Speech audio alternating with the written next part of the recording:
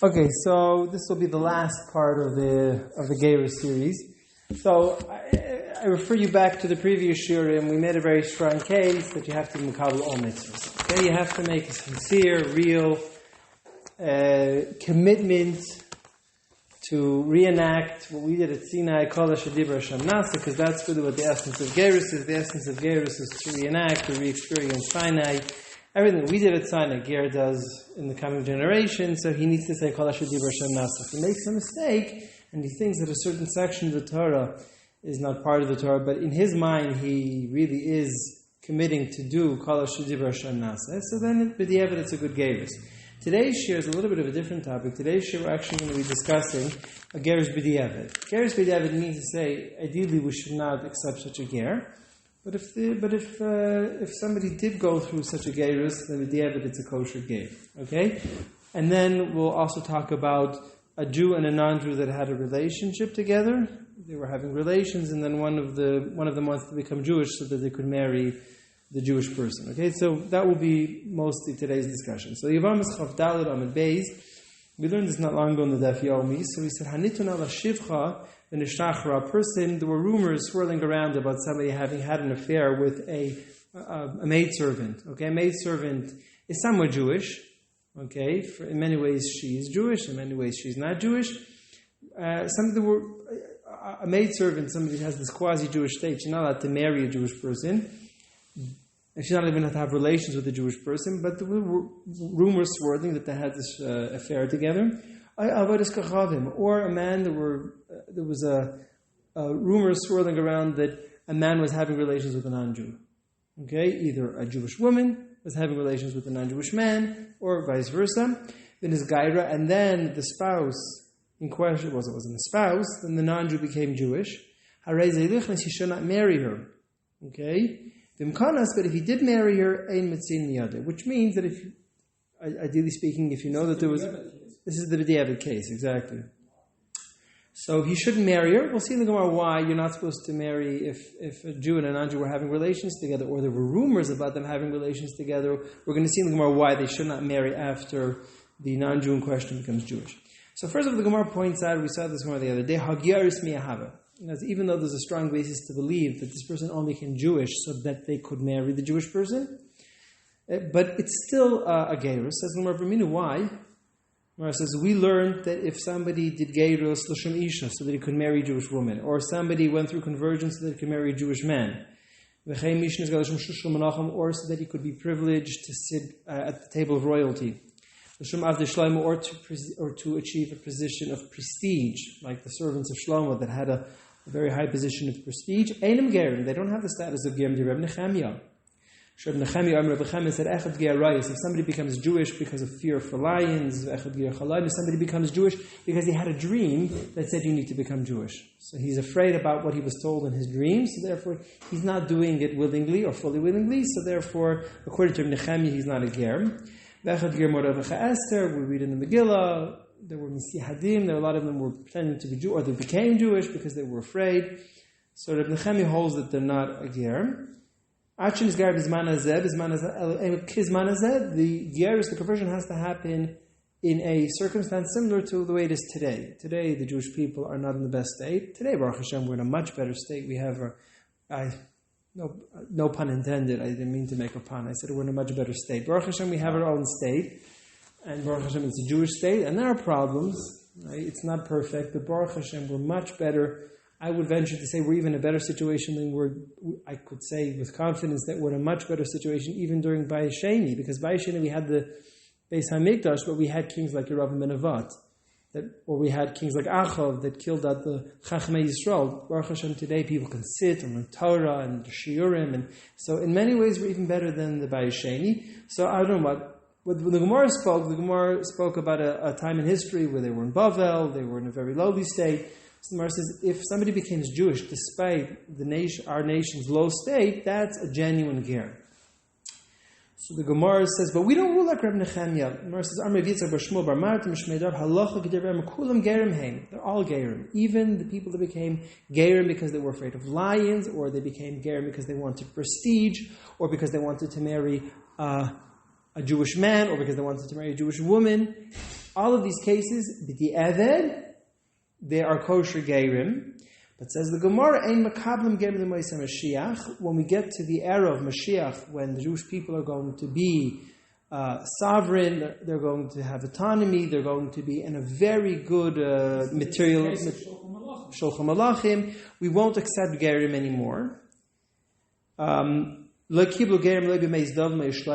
were riding high in the era of David, in the era of Shlomo. They didn't accept geirim. What does that mean? Gur yagur, who's going to become a ger? Efes me'oisi, it's a play in words.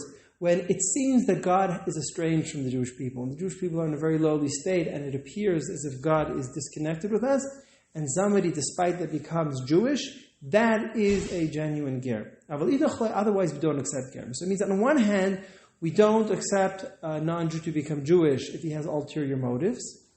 That's on one hand. That's lechatchila. B'di'eved, we don't rule like Rabbi Muhammad. B'di'eved, he's still considered Jewish. And that's why, if a non-Jewish woman was suspected of having relations with a Jewish man or vice versa, and then they become Jewish, it could be argued that they should have not become Jewish in the first place. But if they did become Jewish, b'di'eved, we accept the gerus. Okay? Says the Ritva, number 4 on your reference sheet. It's also the Nemuka Yosef. The Nemuka Yosef came 2 generations after the Ritva, but the Nemuka Yosef probably got it from the Ritva. And I just put the key point in bold, number 4 and number 5 on your reference sheet. In bold, the Agav unsayu gomer v'kavlu. They may have had ulterior motives. They may have had a strong desire to marry a Jewish person. They may have been very scared of the lions. They may have had a very strong desire to achieve a level of prominence, etc., etc. But the bottom line is, whatever was motivating them to become Jewish, despite the fact that it was an ulterior motive, but they really meant it sincerely. They really took upon themselves the yoke of mitzvahs. Okay? So, again, number 6 on the reference sheet, the Gemara Nivam Mustaf Mem Zayin, the Gemara says, Ger Shebalis Ger Zmanazeh, if a non-Jew comes and says, I'd like to become Jewish. So I remember you have to interrogate, you have to question, why do you wish to become Jewish? The Jewish people are in a terrible state. Why do you want to become Jewish? The Jewish people are subject to lots of suffering. If he says, I know that the Jewish people are suffering, and I don't consider myself worthy to get that suffering, which means to say that the great reward that we'll be privileged to because of our suffering, he recognizes that, he acknowledges that, and he says, I'm not worthy to go through that suffering so that I could get that future reward. Then we see that his intentions are altruistic, and therefore you accept him immediately as a ger. Okay? Number 7 on the reference sheet, Gemara Mem Zayin Amud Beis. Same Gemara, it's a repetition of what we saw on Amud Aleph. A ger that comes to Mizgayer, we ask him why he wants to become Jewish, and then we inform him of the mitzvahs kalos, some of the less severe mitzvahs, mitzvahs, we inform him some of the more severe mitzvahs, my taima. The e parish nifresh. If he decides to change his mind, let him change his mind. Why would we want the ger to change his mind? So the Gemara says, it's actually very detrimental to the Jewish people to have gerim. Sapachas is like a type of tzarat. So having converts in the Jewish people, that's detrimental to them. So therefore, we're okay with him changing his mind. Okay? Now this obviously needs elaboration. On the contrary, why would it be detrimental to have gerim? I mean, it's just the opposite. If you look at Rabbi Avigdor Nebensal from the Old City, he has a Mishnah with commentary. He said that he heard from his Rabbi Shlomo Zalman Auerbach that has a tradition from the Gaon of Vilna. The Gaon of Vilna says that the halachos of Netilas Yadayim in the morning that don't appear in our Gemara, that come from the Zohar, you can be very lenient with regards to them. Why can you be lenient? It's because when the ger, there was a famous ger, Rabbi Avram HaGer, he was a count, he became Jewish in the era of the Gra, and he sacrificed, he was burnt at the stake. He made a huge sacrifice to stay Jewish and to uphold his Judaic beliefs. I guess that act was so powerful that it weakened the forces of the Sitra Achra. Don't ask me to explain that. It weakened the forces of the Sitra Achra, and therefore today you don't have to be so machmir about the halachas and Netilas Yadayim that only appear in the Zohar. Okay, that's what Rabbi Nuri. So you see that it's actually a huge asset for the Jewish people to have gerim, to have converts. So why does the Gemara say that it's detrimental for the Jewish people to have converts? The Gemara in Bava Metzia number 8 on your reference sheet, The Gemara says, Ger shesurei ra. A ger, if somebody converts to Judaism and then he changes his mind and he goes back to his old ways, surei ra, it's very harmful. Rashi in Hayrius Yud Gimel brings this, Gemara Bava Metzia. Rashi says something interesting. Sheyetzer lipam rahu yoiser midai. A ger has a very strong yetzer hara. It's a very strong evil inclination, which is understandable. If a person lives his entire life eating non-kosher foods, having relations that a Jew is not allowed to have, it could be very hard for him to change his ways. So he has a very strong yetzer hara. And that's why, according to Rashi, the Gemara in Bava Metzia Nafnan Tes says that ger surei ra, the hanu yetzer hara, right? Shesar shalei rahu. Okay? Now, if you look carefully at the Rambam, first of all, Tosfos has a few explanations. It's interesting, one of the Rishonim was called Rabbi Avram Hager. As far as I'm aware, Tosfos only quotes him in one place with regards to this. Rabbi Avram Hager, who himself was a ger, he says, you know why the Gerim are harmful, detrimental to the Jewish people? Because they're much more exacting in their mitzvah observance. They're better at their mitzvah observance than we are. And therefore, in Shemaim, they say, look, he wasn't Jewish his whole life. And look, he's behaving in a much better way than his fellow Jews. So that creates a kitrug. There's a complaint against us in heaven, in the heavenly tribunal, because we're not living up to the preciseness, to the high level of morality that the ger lives up to. Now, I believe that the Rambam has a different explanation. If you look at number 10 in the Rambam, says the Rambam, even if we know that he had an ulterior motive to become Jewish, but since Umal, he did Bris Milah, V'Toval, and he also went to the mikvah, Mechal Akum, so therefore he's no longer a goy, he now is Jewish. It says the Rambam immediately afterwards in Halacha Yud Ches, and because of that, says the Rambam, Amr Chacham Kashim Lehem Gerim Yisrael Keneged Tzaras, that the Gerim are detrimental to the Jewish people like Tzaras.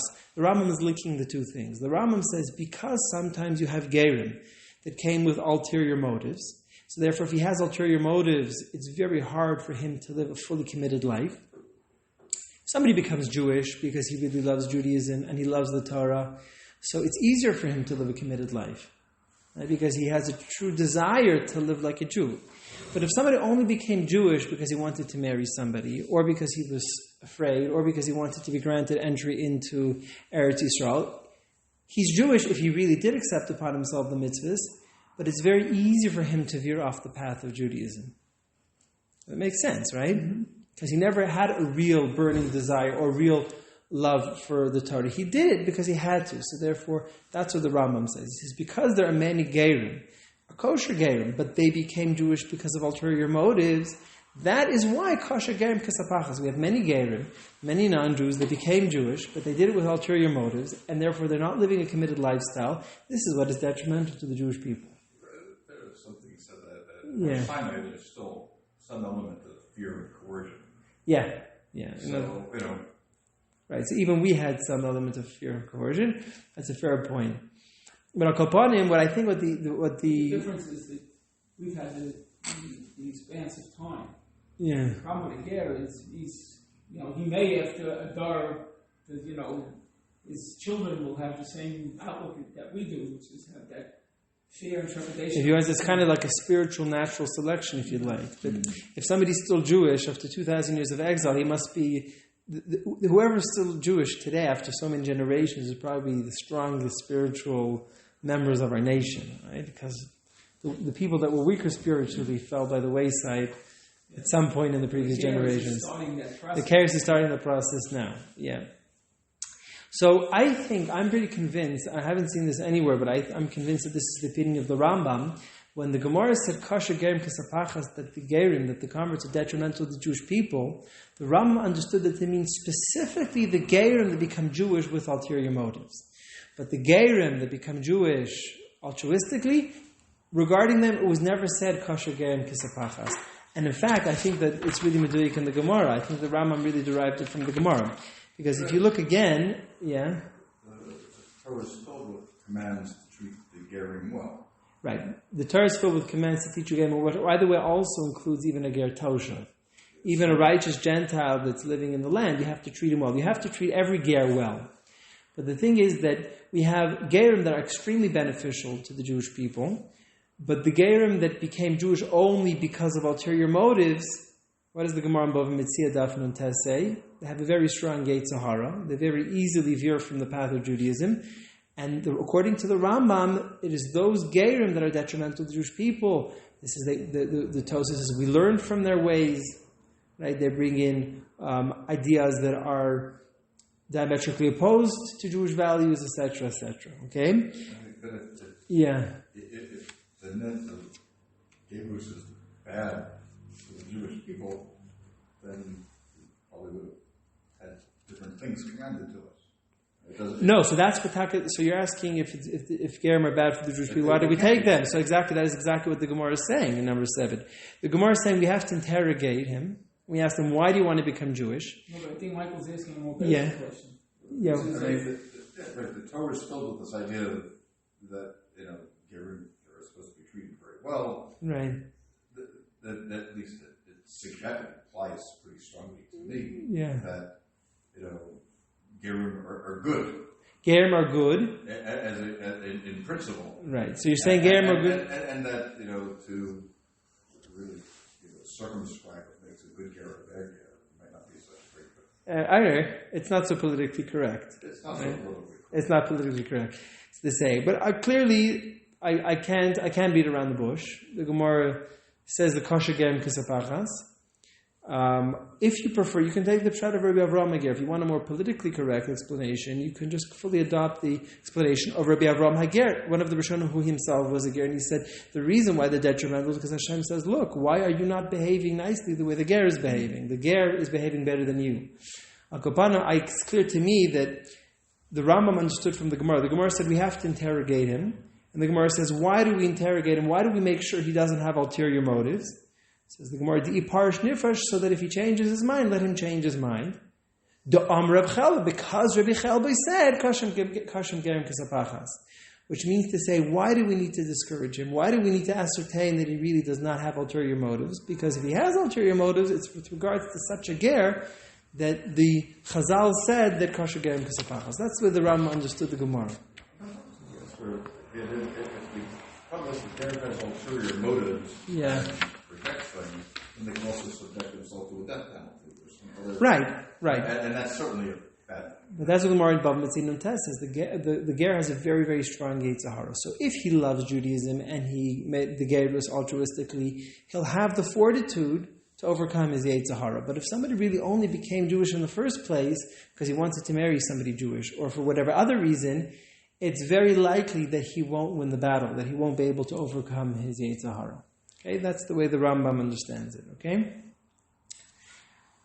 So, but the Rambam nevertheless, in Hilchos Yisur Beperik Gimel Halacha Yud Zayin, says, Afilu noidish b'shpil davar hu mizgar, even though we know he became Jewish with an ulterior motive, but he's still Jewish. And the Rambam says, and the gerus, b'diavad is kosher. And because he has the full status of a Jew, so therefore this creates an issue. Right? You have people becoming Jewish, they're not able to live up to the rigid standards, to the difficult standards of Judaism, and that's what creates problems. Okay?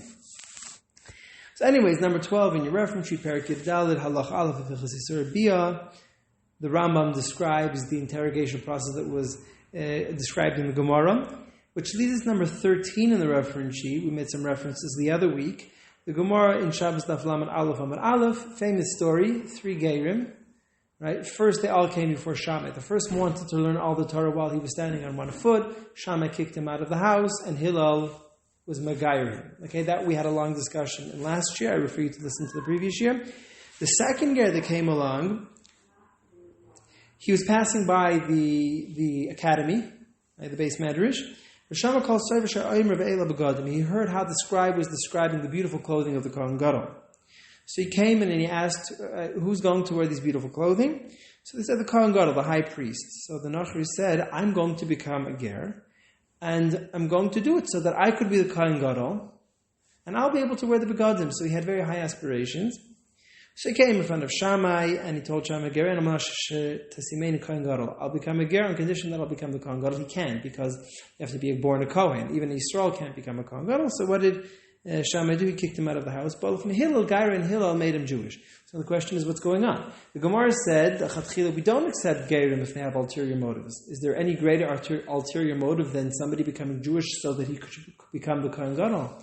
So some want to say that there's actually a very altruistic aspiration to become the Kohen Gadol. He wanted to have an opportunity to get close to God. Okay, that's one explanation. But on the other hand, you can understand it more simply. He wanted the kavod, he wanted the prestige, the honor. Someone says, how come Hillel accepted him? Similar question. The Gemara Menachos Daf Mem Daled, a fantastic story. Ma'isa ba'adam shayizar b'mitzvahs tzitzis. There was a certain fellow, he was very strict about observing the mitzvah of tzitzis. Now, he had a weak point, he had a very strong lust, and he used to look for prostitutes. He spent his life pursuing the best prostitutes on the planet, okay? It's the Gemara Menachos Mem Daled. So he heard that there's a certain prostitute, she's the most expensive prostitute in the world. She charges 400 zuz for her services, and she lives in the islands of the Caribbean. I don't know. So he took a long trip to the islands, and the Gemara describes that she had 7 beds of gold, right? And slowly she seduced him from bed to bed. The Gemara goes through very descriptive, very explicit, okay? And at the end, the tzitzis whacked him in the face. And then he overcame his Yetzer Hara. So she was shocked. This was the first time she ever saw somebody in such a situation overcome his Yetzer Hara. He already paid the money. He had come from so far, and all of a sudden he's refusing to do the mitzvah. So he said, I had the 4 tzitzis, and they warned me that I should overcome my lust, and he did tshuva, and he didn't want to do the ve'er with her. So she was extremely impressed. So I put the section above. The Basla Beis Medrash Rabbi Chia, she came to the Beis Medrash Rabbi Chia. Rabbi Chia was the Rosh Hashiva of this young man. Amalei Rabbi Tzivalai, Yasani Geras, I'd like to become Jewish. She was so impressed by this guy that she wanted to become Jewish. So Amalei, so Rabbi Chia said, Biti, my daughter, Shem Enech Nasate Be'echad Min HaTalmidim. He was able to sense that she wanted a man, right? She said, maybe you're becoming Jewish because you want to marry one of the students here in the yeshiva.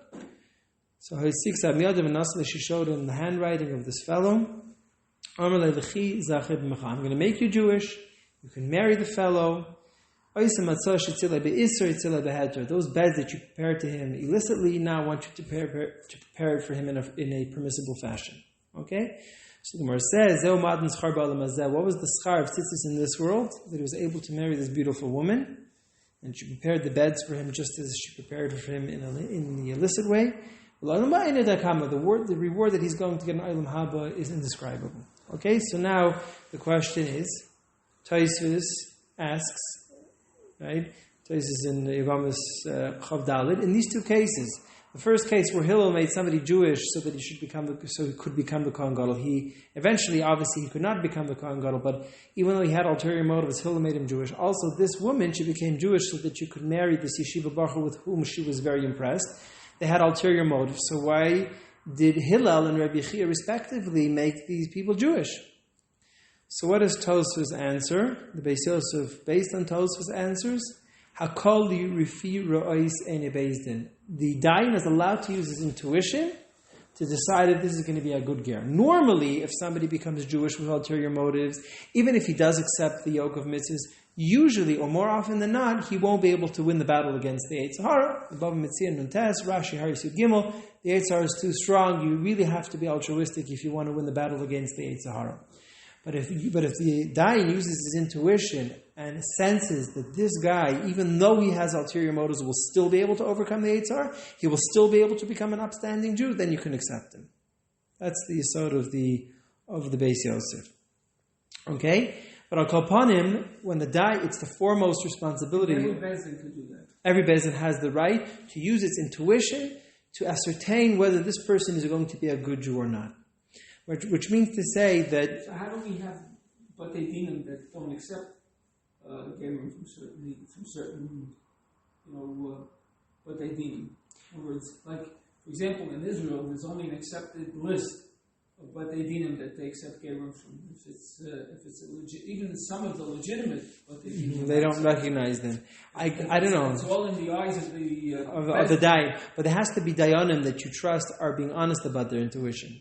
Like, for example, there are a lot of, I suppose, you're saying that the rabbinate has a list of Batei Dinim that are recognized to do kosher gerus, to do kosher conversion. So I guess the rabbinate, according to its judgment, ascertained that these batei dinim, that these specific courts are being honest about their intuition. Because remember, somebody, like for example, I had a Shabbos meal this week with a friend of mine. He was in the Nachal Haredi. So my question would be, does the Rabbanut have the right to do that? Does the Rabbanut have the right? I think they do, because you want to have a serious Beis Din. If you have a Beis Din that's not being honest about their intuition, that's the Beis Din's issue. In other words, the Dayanim have an issue. Remember, there's a more serious problem. Remember that there are two levels. There's a ger lechatchila, which is a ger that converts altruistically. According to the Rambam, that's the greatest contribution to the Jewish people. But then there's level 2, which is a ger b'diavad. It has nothing to do with this question. Right, but then there's a third. There's an even more serious problem when there was no commitment to mitzvahs, right, which is an even more serious problem. And as we saw, Chaim Oizer Grudensky said that if they're just pretending, they're not sincerely committing to mitzvahs, then the gerus is completely invalid. And he says, some people want to say, dvarim shebul ve'ena dvarim. Normally we don't reckon with musings that go on in the heart. We only look at what a person is saying. Says Rabbi Chaim Ozer Grudensky, that doesn't apply by gerus, because the whole essence of gerus is something that takes place in the emotional and mental reality of the person. Okay? So, I remember Ilan, I have a friend of mine, Ilan Geffen, a wonderful person. So he was an Achal Haredi, and he says there was a non-Jewish girl on the base, and then one day she says, hey, I became Jewish. He says, but I don't see, nothing has changed. You're dressing exactly the same way you dressed before. You're still intending to be Machal Shabbos. What kind of gerus is that? She says, I went to the Beis Din and I said that I accepted mitzvahs. She said, I even have the papers. So he went to the commander. The commander said, yeah, I wanted to marry her, so it made her Jewish. So Ilan Geffen said to the commander, he said, between you and me, did you really make a commitment to do any mitzvahs? She says, no, I don't think so. Right? So, you see, a dayan has to use his intuition for two reasons. The first intuition he has to use is the person really committing to Torah mitzvahs? If the person is not committing to Torah mitzvahs, then the whole thing is worthless. But this is another issue. The dayan have to use their intuition. If this person becomes Jewish, is it going to be beneficial for the Jewish people, or is it going to be detrimental to the Jewish people? If this is somebody that's really just becoming Jewish because he's pressured, and then he won't be able to live a Jewish lifestyle, Beis Din, who Dayanim say, we believe they're beneficial. We believe this and so. Yeah, so then it's a kosher gerus. Can another Beis Din come along and say, not Jewish, but we've seen that happen in Eretz Yisrael. So your question is, can one Beis Din? It's the same question we had with the get of Kli. It's the same exact thing. Right, it's the same thing. So we saw that they made a cherem against questioning a get after it was given. So we saw in the previous year, we saw the Hagos Mordechai and the Sefer Hayashar. There we said that if somebody became Jewish with ulterior motives, and then immediately he reverts back to his old lifestyle, which means that even from day one he was never living as a Jew. According to the Gos Mordechai, that is a umdina demuchach. That's a compelling proof that there was never a kosher gerus in the first place. That's the Gos Mordechai. I think the Rambam might disagree. That's an easy case. That's an easy case. I'm talking about a more complicated case, which is. So if the Dayanim use their intuition, they said the person really is accepting upon himself mitzvahs, and they started off living as a Jewish person, then you can't, according to the Rambam that we saw today, you can't object to the gerus anymore. Right, but we see that does happen. So I guess the argument is that from day one they never observed mitzvahs, and Rabbi Goren did this. The famous was the case, wasn't there? Where it might have been Bamzei or so. Right. So there was the case of the Langer siblings. The IDF had a brother and a sister, the Langer siblings. The problem is that they were born from their mother's second marriage, and the mother didn't get a kosher get from her first husband. So the question came before Rabbi Goren. It's printed in his book, Ba'oz of Bugvura. So Rabbi Goren writes in his book that he researched the circumstances of the first husband, and he was allegedly a ger. Rabbi Goren said, I saw that from day one he never observed mitzvahs. So Rabbi Goren ruled that the first husband wasn't even Jewish. So therefore, there was no kiddushin, there was no halachic betrothal. So therefore, Rabbi Goren ruled that the two siblings were not mamzerim. It's funny that back then... The Pesach will go through all sorts of, questions in a really, really difficult case to come up with good outcome. I don't know what the right. Yeah. But, You know, but that's not the normal. That's not the normal. Right. But that's Rabbi Goren set a precedent, and it's actually a very reasonable precedent, and it's Stagos Mordechai.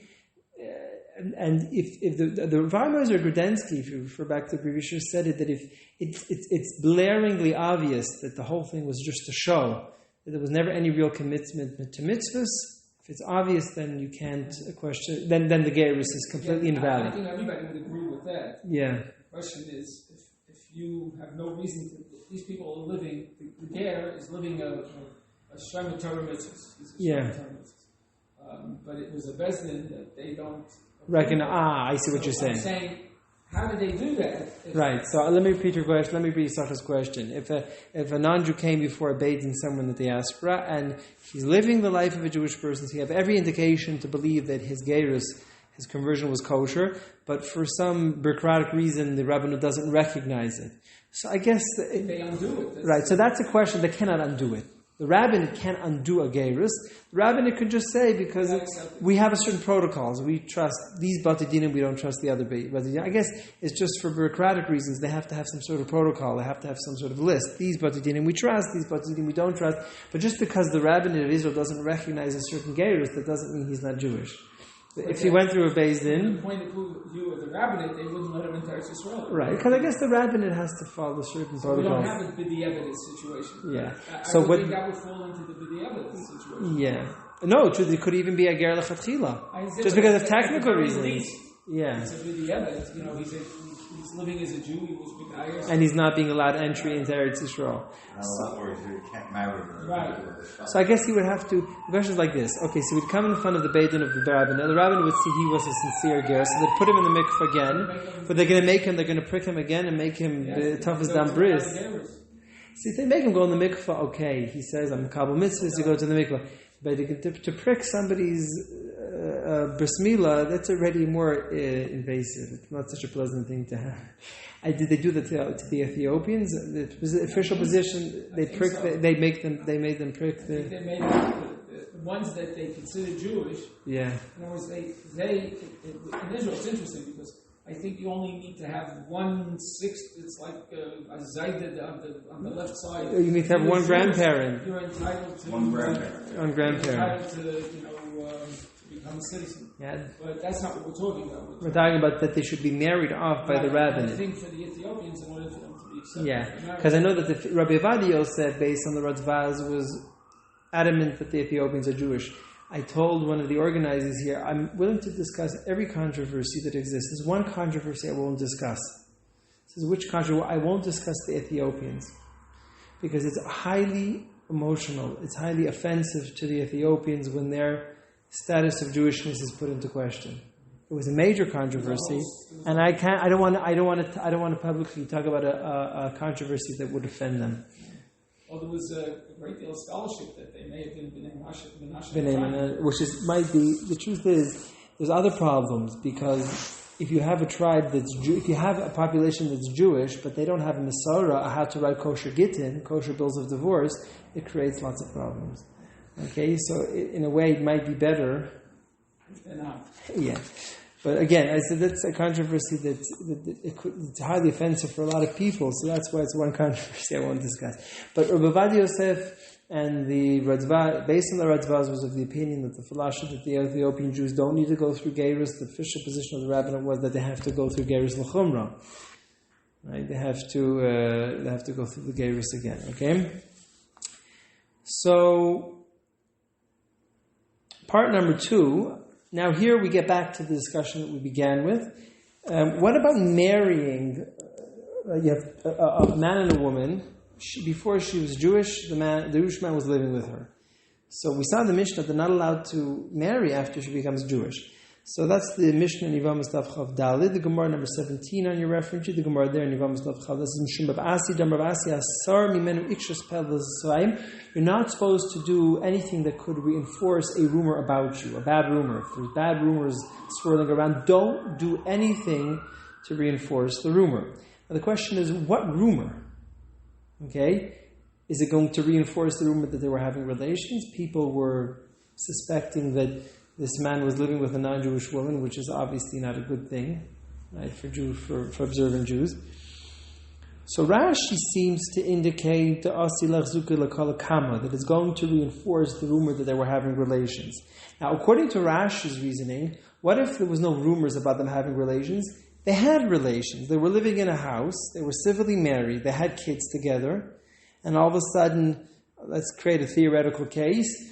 The father says, look, I'm getting older. I'm writing up my will. I'm not happy that you married a non-Jewish woman. Right? If you want to be part of my will, right, you got to marry a Jewish woman. So he says he doesn't want to lose the will, so he makes her Jewish.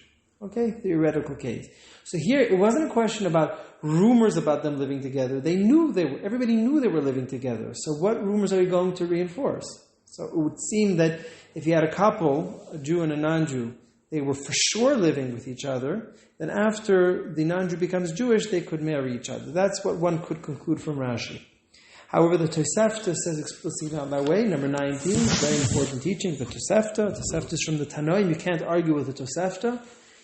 Tosefta is from the most authoritative sources that you could find. The Tosefta says explicitly, Goy ve'eved habal ba'as Yisrael. It doesn't say that there were rumors. A Jew and a non-Jew were living together, right? Not under question. If the non-Jewish partner becomes Jewish, or if, let's say, it was a maidservant or a slave and they were living together, what's the halacha? Lo yachnis, you're not allowed to marry. So therefore, there's nothing more authoritative than a Tosefta. According to the Tosefta, it's a very clear-cut case.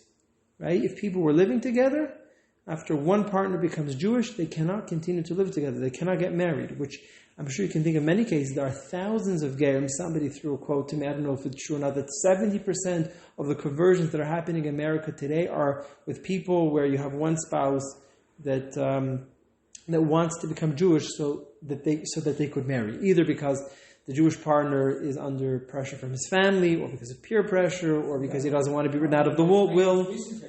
Yeah, that's right, exactly. That's right. Famous case, high-profile case.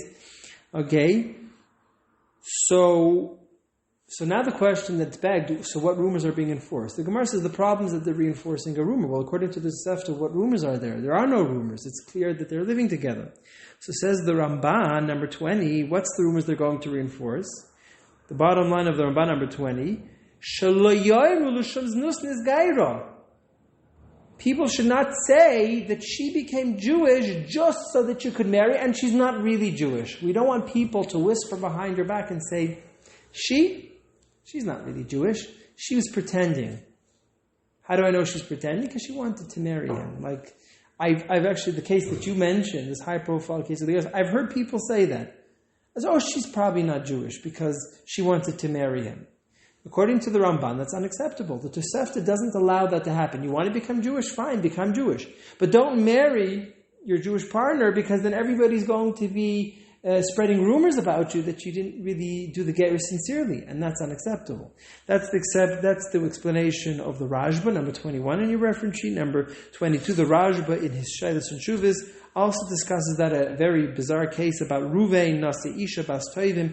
Ruvain married a very good woman, and then Yitzray, his Gabrolov, Takfala Yitzray, he took a shifcha. He made like a legal acquisition to take a woman that would have the status of a maidservant, and then he continued to live with her and even had children from her. And so he had one daughter from his original wife, and then he bore 2 children from the shifcha. So does he have to separate? So the Rajba brings the Tosefta. Of course they have to separate. Everybody knows they were living with each other. But even after he frees her and she becomes fully Jewish, they can't marry because of what the Tosefta says. Okay? So number 23 on your reference sheet. Moving on. Right? Also the explanation of the Ritzvah, the Nemukei Yosef. So we have an entire consensus of Rishonim based on the Tosefta, the Ramban, the Rajba in 2 places, the Ritzvah, the Nemukei Yosef. Okay? They all say that you can't marry, right? Even if you know they were living together. This is also the ruling of the Beis Shmuel, right? The famous. Oh, I'm getting confused with the Marmakaimis over here. Oh, number 23, the Ritzvah, the Nemukei Yosef, also the opinion of the Rambam. Very clear, the Rambam, Hilchos Gerushin. The Rambam didn't say that there were rumors about one Jew living with a non-Jew. Habal Basi, so they were living together. What does the Rambam paskin? Even when the non-Jewish partner becomes Jewish, they can't get married. That's the ruling of the Gra, the ruling of the Shut Taras Chaim, Rabbi Chaim Shabtai. He was one of the very early Achronim from Saloniki. He wanted to argue, even Rashi agrees. Rashi meant to say that if there's the Rashi, according to the Taras Chaim, even Rashi agrees with the Tosefta. Rashi meant to say as follows. He says, even in a case where there are rumors swirling, if they marry after one partner becomes Jewish, that will confirm that they really had relations. That's stage number one. Stage number two is if they were really having relations, probably the gerus wasn't valid either. So Rashi agrees with the Tosefta. Shut Shalom Meishiv also explains that Rashi agrees with the Tosefta. The Divrei Chaim explains that Rashi agrees with the Tosefta. The Beis Yitzchak, number 30 in a reference sheet, explains that Rashi agrees with the Tosefta. He has a little bit of a different explanation. He wants to say, when you freed a maidservant, there, what rumors are going to spread? Once you free a woman, she becomes Jewish whether or not she was Makabel Mitzvahs. So Rashi, that's what Rashi wanted to say. It's going to confirm the rumors that they were having relations for a case of a shifcha. But if it's a case of a non-Jew becoming Jewish, a case of conversion where you need consent, you need real commitment, even Rashi agrees that they can't get married because then everybody's going to put the gerus under question. Okay, this is also explanation of the B'Shut Eliezer. Okay, so why is this so important? Because now we're really stuck. Right? How do we explain why there are thousands of conversions happening a year, right, where we know that there's a Jewish and a non-Jewish partner living together, one partner becomes Jewish and then they marry? It's not allowed according to halacha. Right? Why is this halacha being ignored? Okay, that's the question that we ask ourselves. So part number 3, to answer this question, we're going to get off on a tangent and then we're going to get back to this question. What happens if there were rumors about 2 single people having relations out of wedlock? Okay? According to the Rambam, it's a bittul mitzvah saseh. The Torah says that before 2 people have relations, the kikach isha, you have to first do kiddushin and nisuin. And there are rumors swirling around that 2 single people were having relations out of wedlock. Are they allowed to get married? Of course they're allowed to get married. Right? That's what Torah says in Yevamis. Daf Chav David says. Not only that, what does the Torah say by Nusa? If a man rapes a woman, if she wants to get married to him, according to the Torah, he must marry her. If she feels that after being raped, he can't even divorce her. If she feels that because she was raped, she was violated, nobody would want to marry her. She says, I want to marry the aggressor. Today it sounds bizarre. Today no one would want to marry a rapist. But in the times of the Torah, a woman might want to rather be, even though this man raped her, but she would still rather be married to him than spend the rest of her life single. It's her choice. But if she makes the choice that she wants to marry him, then he can never divorce her for the rest of the life. So says the Rosh, no, some people are machmer even by pnuya. If we know that there were two single people living together, then enachnami, they should get married. But if there were rumors swirling, they didn't do something that was nice, they were having relations out of wedlocks, they shouldn't get married to reinforce those rumors. We have a machlokes. Everybody agrees that if you have one partner in a relationship becomes Jewish, everybody agrees that the Jewish person is not allowed to thereafter marry the non-Jewish partner. When it comes to 2 Jewish people having relations, or having rumors of having relations out of wedlock, we have a machlokes between the Tosas and the Rosh. The Shulchan Aruch brings both dayos. The Ramah rules stringently. Comes along, number 39, the reference sheet comes along, the Marik. Also, there was such an incident that the Marik wrote a tshuva about 2 single people that were suspected to have had relations out of wedlock.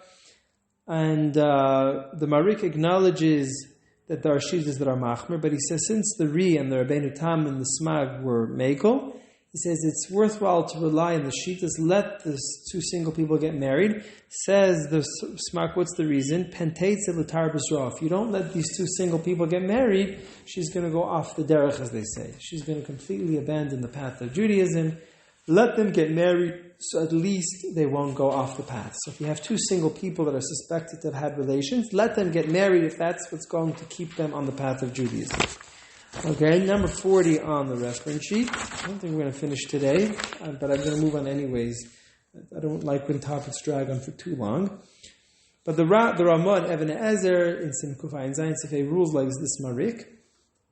So people wanted to say the same svara. That just as the Marik said, let them get married because it's better that they violate an Issur Rabbanon than them going off the derech, which is a kind of a concept that says if there's take the lesser of the two evils. That's the concept that the Marik is promoting. So some want to say the same thing, that when she becomes Jewish, if you don't let them get married, right, then one of them is going to go off the derech.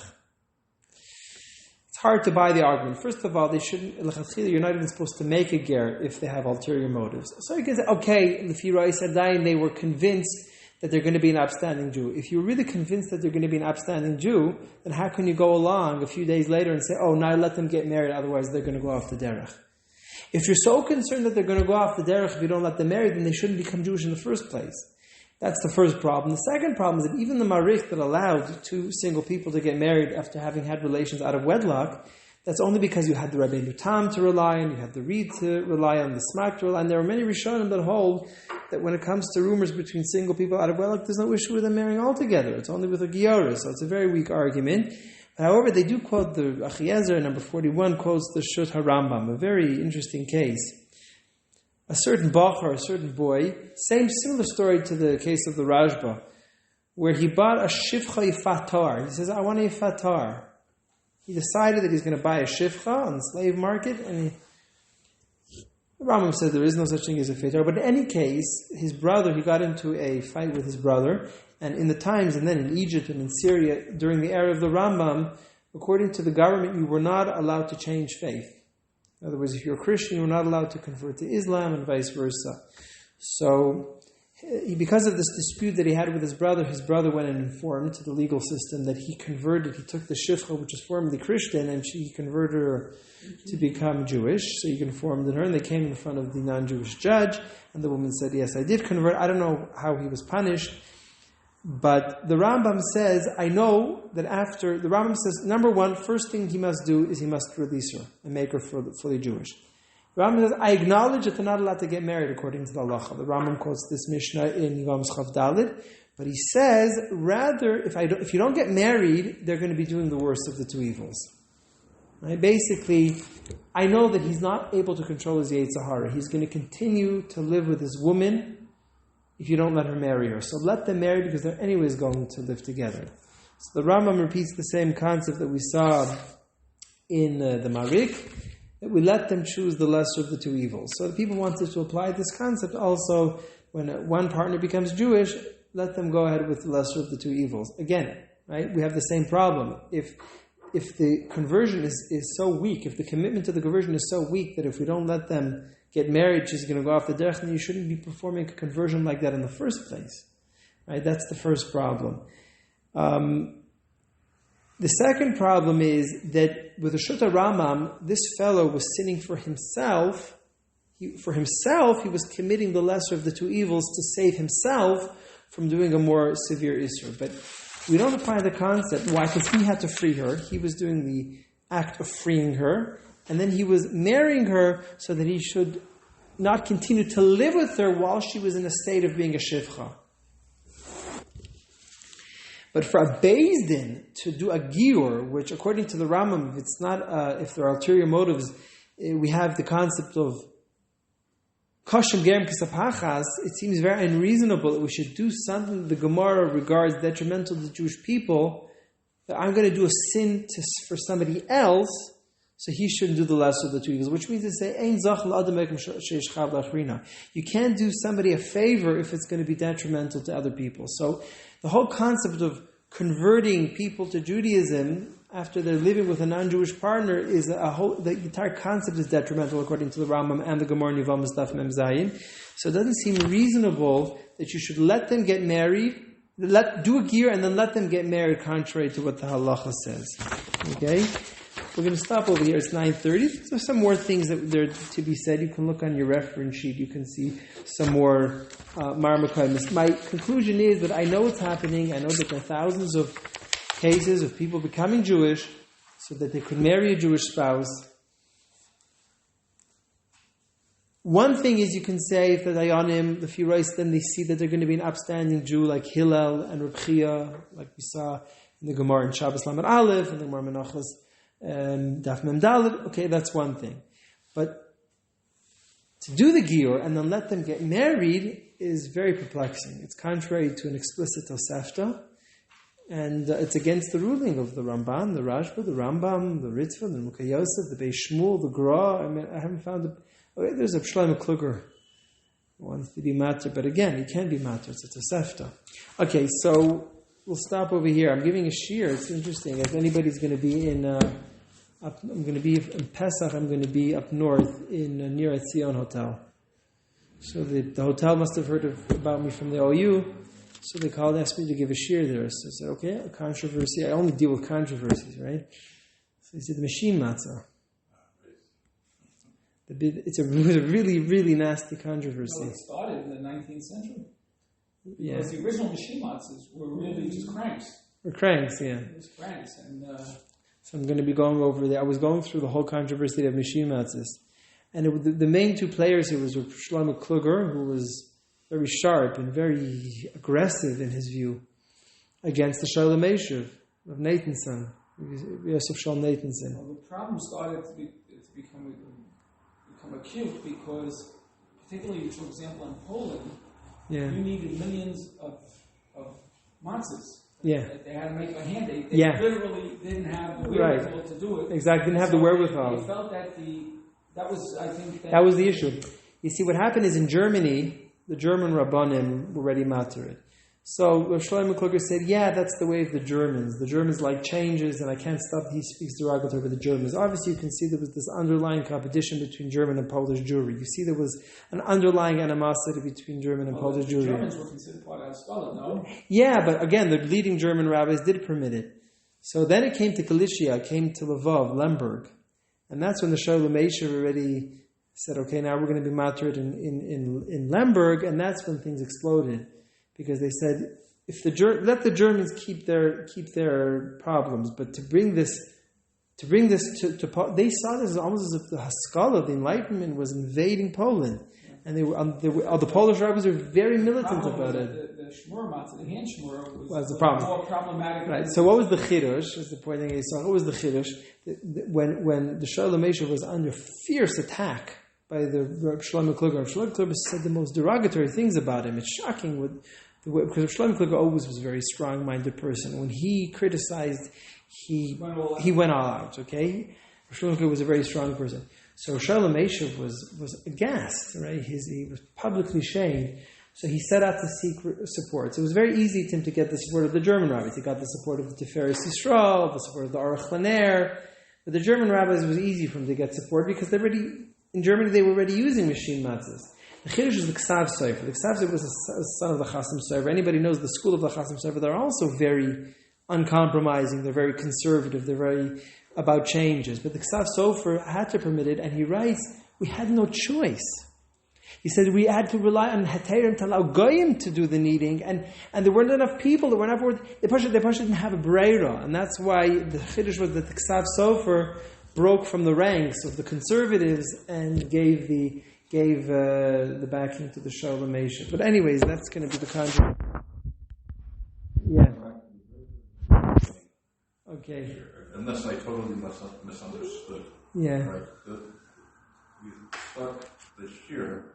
Yeah. The idea that some people are arguing that you can have conversion without intent to follow all the mitzvah. No, we spend the entire first two shiurim of this series showing that it's not an acceptable position. Allah will say that somebody could become Jewish without accepting this. But how are people arguing? What is the argument I fully... Oh, you want to hear the counter argument? I want to know what no problem with everything. Yeah. I want to understand how somebody could possibly say otherwise. Right. That's what I want. That's what I. Right. So it's a very good question. Let me repeat your question. The question is that we made such a strong case in the first two years that the entire essence of Gerus is to make a full-fledged commitment. How could there even be an alternative opinion? It's a very good question. It was bothered by the same thing. Even Rabbi Druckman, who was in charge of the Gerus in the IDF, and he was considered to have taken a more liberal stance in Gerus, and his own Gerus came under criticism. He was quoted in the Besheva And he said, Geirut l'Masarti ain't kizeh davar. Rabbi Druckman said unequivocally, there is no such thing as becoming a ger to be a Masarti. I think that what's triggering it is that there is such so much of the Jewish population, of the 15 million the demographics, the Jews that are in the world, we're losing the vast majority of them to intermarriage and they're saying how could somebody who is from Rabbi Eliezer Melamed, who's a respected Talmud Chacham. What's the argument? Keep them under the tent. I'll play devil's advocate. If you want me to play devil's advocate on his behalf, I can say the following. We already saw the ger that believes in Torah Shabbat but didn't believe in Torah Shabbat. But we said, Rashi explained clearly in Shabbos Lamed Aleph, is he wasn't denying it, he just didn't yet come to the realization that was part and parcel of the Torah.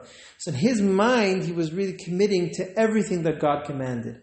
So maybe some rabbis are trying to convince themselves that if somebody says, I'm going to become a Masarti, in his mind, he's fulfilling Kol Asher Diber Hashem Naseh. In his mind, he's committing to what he believes is necessary to be a observant Jew. So that's just like saying, I'm going to convert somebody, and then they'll become a Baal Tshuva. Yeah, but the problem is Masarti, the Masarti, there's no definition of Masarti. Masarti, if somebody wants to say Masarti could mean eating schmaltz herring on Shabbos. It's very hard to say, I'm being Makayim, Kol Asher Diber Hashem Naseh. If one day they decide Masarti means to eat schmaltz herring on Shabbos, says, okay, I'm going to eat schmaltz herring on Shabbos, and I'm really fulfilling Kol Asher Diber Hashem Naseh. We'd love to continue. I think we're keeping the shomer. Good night, everybody.